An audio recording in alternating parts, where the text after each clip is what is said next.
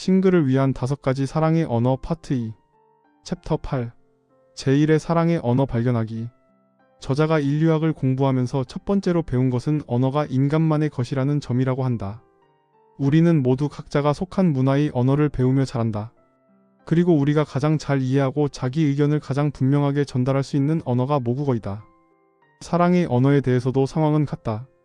5가지 기본적인 사랑의 언어 중에는 각 사람의 주된 사랑의 언어가 있다. 많은 사람들은 이런 방식으로 사랑에 대해 생각해 본 적이 없기 때문에 자신의 주된 사랑의 언어가 무엇인지 확신하지 못한다. 자신의 주된 사랑의 언어를 우리는 어떻게 발견할 수 있을까? 첫 번째 방법은 자신의 행동을 살펴보는 것이다. 우리가 다른 사람들에게 사랑과 감사를 어떻게 표현하는지를 살펴봐야 한다. 누군가에게 칭찬의 말을 하고 격려하는 타입인지, 아니면 다른 사람의 등을 두드려주고 어깨를 만져주는지를 봐야 한다. 자신이 사랑을 표현하는 언어와 자신이 사랑을 느끼는 언어는 대체적으로 동일하다. 그러나 25%의 성인들은 자신이 표현하는 사랑의 언어와 받고 싶어하는 사랑의 언어가 다르게 나타났다. 그러므로 자신이 다른 사람에게 어떻게 사랑의 감정을 표현하는지를 살피는 것도 중요하지만 자신이 다른 사람들에게 무엇을 요청하는지도 살펴보는 것이 중요하다. 친구들에게 일을 도와달라는 요청을 자주 한다면 그의 사랑의 언어는 봉사일 것이다.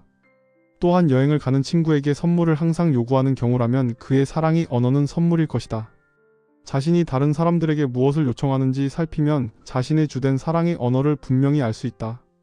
자신의 주된 사랑의 언어를 찾는 세 번째 방법은 자신이 불평하는 내용에 주목하는 것이다.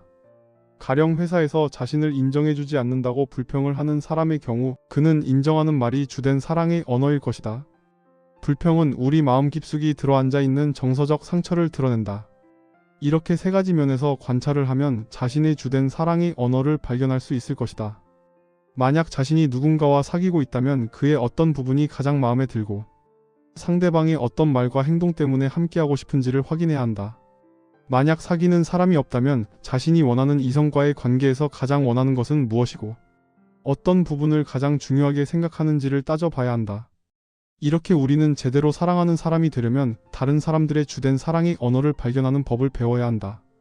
부모님, 형제, 동료, 친구 또는 사귀는 사람의 사랑의 언어를 알고 싶다면 어떻게 해야 할까? 먼저 그들이 다른 사람들에게 사랑을 표현하는 방법을 살펴봐야 한다. 대개 사람들의 사랑의 언어는 쉽게 알아볼 수 있다. 그러나 겉으로 자신의 사랑의 언어를 표현하지 않는 이들도 있다. 그런 경우에는 그들이 가장 많이 불평하는 내용에 집중해야 한다. 그들이 원하는 사랑의 언어를 받지 못하는 상황에 그들은 무의식적으로 이를 표현하게 되기 때문이다. 세 번째 방법은 그들이 주변 사람들에게 자주 요구하는 것들을 살펴보는 것이다. 이와 같이 다른 사람들의 행동을 관찰하고 그들의 불평과 요구사항에 귀를 기울이게 되면 그들의 주된 사랑의 언어를 알 수 있을 것이다. 그리고 다른 사람의 주된 사랑의 언어를 알아내는 또 하나의 방법은 그냥 질문하는 것이다. 사랑하는 사람에게 진짜 원하는 것이 어떤 것인지 물어보면 그의 진짜 사랑의 언어를 알 수 있다. 그러나 만약 직접적으로 질문하기에는 어려운 사이의 사람인 경우에는 5가지 사랑의 언어를 하나씩 해보고 상대의 반응을 관찰하는 실험 방법도 있다. 이렇게 다른 사람의 주된 사랑의 언어를 발견하는 데는 시간과 노력 그리고 생각이 필요하다. 그러나 상대에게 우리의 사랑과 진심을 제대로 전하고 싶다면 이것은 충분히 가치 있는 투자이다. 챕터 9 가족관계 회복하기. 사랑은 가정에서 시작되어야 한다. 그러나 많은 싱글들은 이상적인 가정에서 자라지 못했다.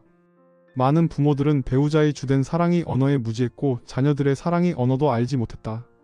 과거의 관계가 좋지 못했다면 사랑의 언어를 파악하고 표현함으로써 가족 관계를 크게 향상시킬 수 있다. 부모와의 관계가 더 좋아지거나 회복될 때는 정서적으로 큰 유익을 얻게 된다. 그리고 이런 부모와의 관계 개선에서 사랑보다 더 중요한 것은 없다.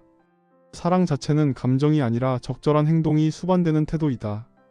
부모와의 관계에 어려움이 있는 경우 그 관계를 개선할 가장 좋은 방법은 본인이 주도적으로 나서서 부모의 주된 사랑의 언어를 배우고 그것을 꾸준히 구사하는 것이다. 부모도 사람이기 때문에 사랑을 절실히 갈망한다. 우리가 적절한 사랑의 언어로 사랑을 전하기 시작하면 부모도 우리의 사랑을 느끼고 사랑으로 보답하게 된다. 챕터 10 사랑의 언어와 연애 관계. 연애는 서구 문화의 아주 중요한 부분을 차지한다. 연애를 하는 목적은 무엇일까? 첫 번째 목적은 자신과 성별이 다른 사람들을 만나 그들과 인격적 관계를 맺는 법을 배우려는 의도에서이다. 그러나 우리는 이성을 인격체로 대하는 게 아니라 성적 대상으로 보도록 길들여졌다. 이성을 성적 대상으로 여기는 이러한 인식은 텔레비전 프로그램 편성, 영화, 인터넷의 급속한 확산으로 우리의 생각 깊은 곳까지 스며들었다. 그러나 연애는 이러한 인식을 허물고 이성을 대상물이 아니라 인간으로 보는 법을 배우는 기회가 된다. 연애가 중요한 이유는 다른 사람과 인간 대 인간으로 관계를 맺을 수 있는 방법이 되기 때문이다. 연애의 두 번째 목적은 자신의 인격을 개발하는 데 도움을 받기 위함이다. 다른 사람을 사귀다 보면 우리의 여러 가지 특성이 드러나는 것을 보게 된다. 자신에게 바람직한 특성과 그렇지 못한 특성이 있음을 알게 되고 강점과 약점을 알게 된다. 자신의 약점을 안다는 것은 곧 성장을 위한 첫걸음이다. 연애를 통해 이성을 사귀는 것은 스스로를 객관적으로 보고 성장할 수 있는 기회가 된다. 연애는 우리 자신을 현실적으로 보는데 도움이 될 수 있다. 연애의 세 번째 목적은 다른 사람을 섬길 수 있는 기회를 갖는 것이다.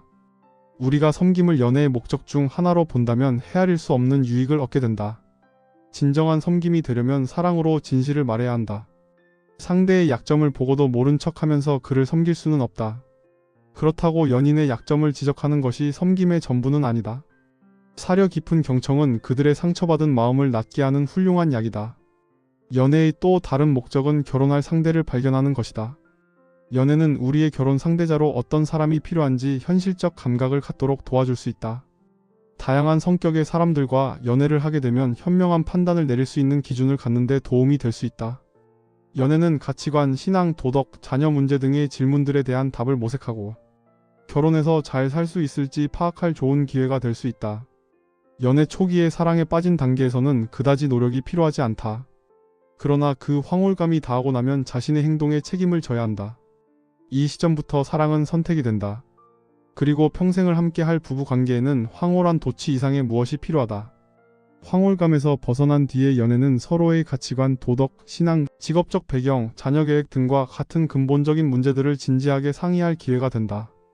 이 문제들을 무시하고 결혼하는 것은 고통스럽고 어려운 결혼 생활로 자신을 몰아넣는 것이다. 행복한 결혼이 이루어지려면 사랑의 감정 위에 인생의 가치와 목표에 대한 공통적 믿음이 더해져야 한다. 서로의 주된 사랑의 언어로 말하면 이러한 믿음을 드러낼 수 있는 정서적 분위기가 만들어진다. 챕터 11. 사랑하면 결혼해야 하는가? 결혼은 왜 하는 걸까? 그건 사랑하고 사랑받고 싶은 욕구 때문이다. 조사에 따르면 93%의 미국인들이 행복한 결혼 생활을 가장 중요한 목표로 여기는 것으로 밝혀졌다. 또한 많은 연구 결과들이 기혼자들이 미혼자들에 비해 더 행복하고 건강하며 경제적으로도 더 여유가 있는 것으로 드러났다. 결혼에 대한 저자의 생각은 인간의 가장 깊은 필요에 대한 하나님의 해답이라는 점이다. 그는 부부관계가 모든 인간 관계 중 가장 친밀한 것이 되어야 한다고 말한다.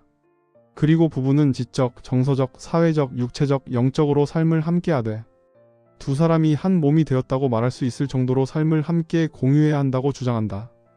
결혼의 최종 목표가 가장 심오한 차원에서 또 삶의 모든 영역에서 이루어지는 부부의 연합이어야 한다고 저자는 주장한다. 적절한 기초 없이 집을 지어서는 안 되듯 커플들도 기초를 살펴보기 전에 결혼을 해서는 안 된다. 친밀한 부부 관계를 원한다면 마땅히 기초를 검토해야 한다. 지적 연합의 기초를 살피기 위해서는 데이트를 할 때 각자가 어떤 종류의 책을 즐겨 읽는지 이야기를 나눠보라고 조언한다. 그리고 서로의 학교 성적과 교육 정도도 고려해야 한다. 이것은 비슷한 지적 수준에서 대화가 가능해야 한다는 의미이다. 둘이 같은 책을 읽고 함께하는 시간을 보내며 그 개념을 놓고 이야기를 나눠보라고 저자는 제안한다.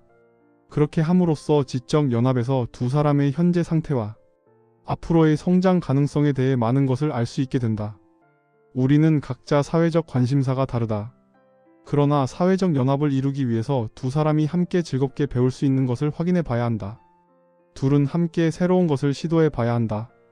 이전에는 즐기지 않았던 새로운 것을 함께 시작해 볼 것을 제안한다. 정서적 연합을 이루기 위한 세 가지 요소는 존중, 인정, 사랑받는 느낌이다. 정서적 친밀감이란 서로 연결되어 있다는 강한 느낌이다. 챕터 12. 룸메이트, 친구, 직장 동료. 우리의 주위에는 다양한 사람들이 있다. 그리고 일부 사람들과의 관계에는 문제가 생기기도 한다. 다른 사람을 우리는 변화시킬 수는 없다. 다만 그 사람들이 변하도록 영향을 줄 수는 있다. 만약 누군가에게 행동을 바꾸라고 요청하고 싶다면 먼저 그 사람을 사랑하고 인정하라고 저자는 말한다. 그렇게 하면 그 사람에게서 우리가 원하는 변화가 나타날 가능성이 높아진다고 한다. 변화를 바라는 상대의 주된 사랑의 언어를 파악하여 그의 사랑의 언어로 말을 해야 한다. 그렇게 해서 상대가 우리의 사랑과 인정을 느끼기 시작할 때 우리는 그에게 한 가지를 요청할 수 있게 된다. 그때 그에게 정중하게 요청하는 것이다. 사람은 자기를 사랑하고 용납해주는 사람이 변화를 요구할 때 변화할 가능성이 가장 큰 법이다. 대부분의 싱글은 룸메이트, 급부, 직장 동료 및 다른 중요한 사람들과의 관계가 돈독해지기를 바란다. 이때 상대방의 주된 사랑의 언어로 표현해주면 관계에 큰 도움이 된다.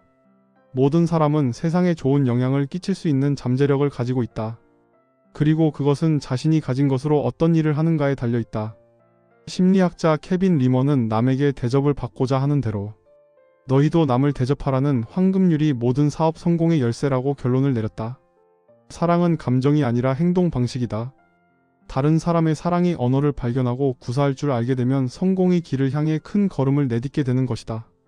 모든 사람은 사랑이 절실히 필요하다. 사랑을 주는 사람이야말로 진정으로 성공한 사람이다. 그리고 저자는 모든 싱글이 이룰 수 있는 가장 큰 기여는 하나님의 사랑이 흐르는 통로가 되는 것이라고 결론 짓는다. 이 책은 에리히 프롬의 사랑의 기술의 실천편 같은 책이다. 이성 간에 빠져드는 사랑을 포함하여 인간이 인간을 사랑하는 이 사랑에 있어서 반드시 배워야 할 것들이 있다. 저자는 그것이 바로 사랑의 언어라고 말하고 있다.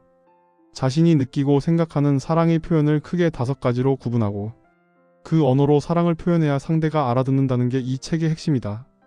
서로 열렬히 사랑했지만 결국 헤어지게 되는 연인들을 보고 왜 그런지 항상 궁금했었는데 저자가 설명해주는 5가지 자신만의 주된 사랑의 언어라는 관점에서 보면 왜 헤어지게 되었는지 이해할 수 있다.